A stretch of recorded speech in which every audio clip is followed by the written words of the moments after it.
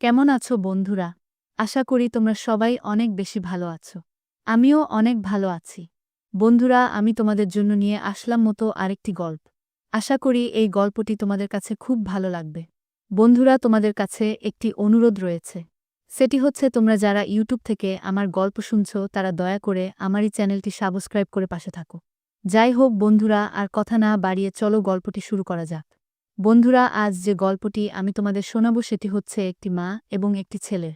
বন্ধুরা, আমার নাম জামাল রহমান। আমার বয়স ৩২ বছর। আমি পেশায় ফ্যান জ্বালাই। আমার বাড়ি খুলনা নয়। বছরখানিক আগে আমার বাবা অতিরিক্ত গরমের কারণে স্ট্রোক করে মারা যায়। উনিও ফ্যান চালাতেন।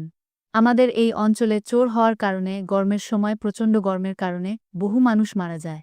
যাই হোক বন্ধুরা, আমি আমার পরিচয়ে আসি। আজ থেকে ৮-৯ বছর আগে আমার বিয়ে হয়েছিল এক ফুটফুটে মেয়ের সঙ্গে। তার বয়স ছিল তখন ১৮ এবং আমার ২৪ বছর। দুই ভালোভাবেই সংসার করে আমাদের ঘরে চলে আসে নতুন একজন মেহমান। আমার মেয়ে নাম দিয়েছিলাম ভালোবেসে লাবিয়া। আমাদের পরিবার চিরদিনই খুব গরিব। তার উপর হঠাৎ বাবা মারা যাওয়ার কারণে সংসারে আরও অভাব অনটন চলে আসে। যথারীতি সংসারেই আমার বউয়ের নানান ছোটবড় কথা আমায় শুনতে হতো। তবু আমি মুখ বুজে সহ্য করে নিয়ে যাচ্ছিলাম, শুধুমাত্র আমার মেয়ের দিকে তাকালে। ওর দিকে তাকালে আমার কোনো কষ্ট মনে হতো না। কিন্তু এই অভাব অনটন আর সইতে না পেরে সে আমার মেয়েকে নিয়ে তার বাপের বাড়ি চলে যায় এবং বলে যায় বেঁচে থাকতে সে আর কোনদিন আমার মুখ দেখতে চাইবে না। খুব কষ্ট যন্ত্রণায় জীবন অতিবাহিত হচ্ছে আমার মেয়েটাকে জ্বালা। এখন বাড়িতে বলতে আমরা দুইটি প্রাণী, অর্থাৎ আমার মা ফাতেমা রহমান, উনার বয়স ৫৭ বছর, এবং আমি। সংসার বিচ্ছেদের পরে আমার মানসিক ভারসাম্য ক্রমাগত খারাপ হতে থাকে। সারাদিন গরম আবহাওয়াতে ইটফাটা রোদে ভ্যান চালিয়ে শারীরিক ও মানসিক ক্লান্তি দূর করতে আমি কম দামি মদ খাই। আমার মা আমার এই অবস্থার অবনতি দেখে আমার বউয়ের সঙ্গে অনেক কথা বলতে যায় এবং সংসারে ফিরিয়ে আনার চেষ্টা করে। কিন্তু আমার মাকে হতে হয় প্রতিবারের অপমান। সে আমার মাকে অপমান করে বাড়ি থেকে তাড়িয়ে দেয়। যার কারণে আমার মা আমাদের অবস্থা দেখে শুধু কপাল চাপড়ায় এবং কান্না করে। বন্ধুরা, আমার মা দেখতে ছিল খুবই সুন্দর, অর্থাৎ উনার বয়স যে ৫৭ বছর এটি বোঝা যায় না। উনি সবসময় শাড়ি পরে, ভিতরে কোনো কিছু ছাড়া, যার কারণে উনার সবকিছু বোঝা যায়। আমার মাকে কোনো পুরুষ একবার দেখলে প্রেমে পড়ে যাবে। সে আমার মার সঙ্গে চাইবেই ওরকম সম্পর্ক করতে, কারণ আমার মাই ছিল ওরকম দেখতে। যেমন ওনার চেহারা তেমন ওনার শরীর গঠন। উনার বয়স এত হওয়া সত্ত্বেও উনার মাথায় ছিল ঘন কালো চুল, যেন বয়সের কোনো ছাপ নেই। আমার মায়ের গায়ে একদমই চর্বি ছিল না, যার কারণে উনার কোনো রকম মেদ ছিল না পেটে, যার কারণে উনি দেখতে খুবই নজরকাড়া এবং সুন্দর দেখাত। কিন্তু আমি ছিলাম একটু কালো, আমি শুধু লম্বা, আমার গায়ে কোনো চর্বি নেই, কিন্তু আমার শরীরে ছিল অসংখ্য রোগের বসবাস। এ কারণেই আমার মাথার অনেক চুল পড়ে গেছে। মা খুব স্নেহ করে আমায়। কম বয়স থেকেই কাজে কর্মের মধ্যে এসেছি। রোদ-দুঃখে পরে কষ্ট করে রোজগারের তাগিদে সংসার চলে। আমাদের তাও ভালো ছিলাম।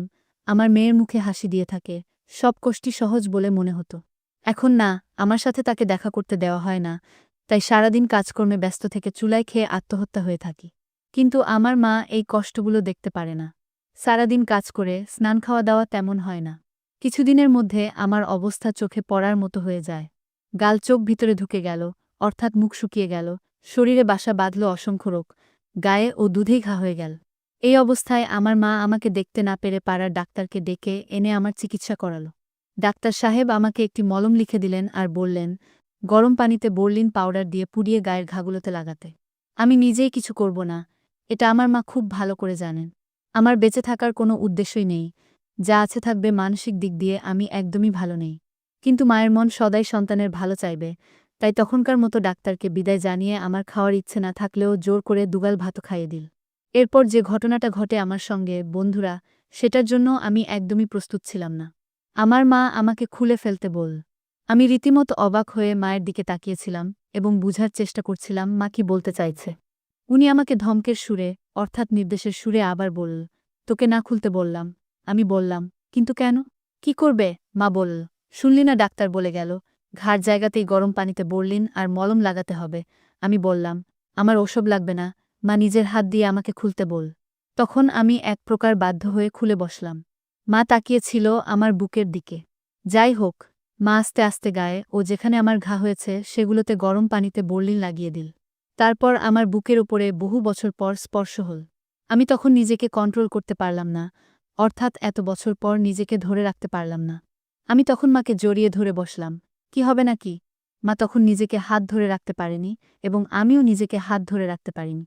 যার কারণে আমার সঙ্গে আমার মায়ের হয়ে যায়। তো বন্ধুরা, আজকের গল্প এ পর্যন্তই। দেখা হবে আগামী কোনো গল্পে। এতদিন তোমরা সবাই ভালো থাকো, সুস্থ থাকো।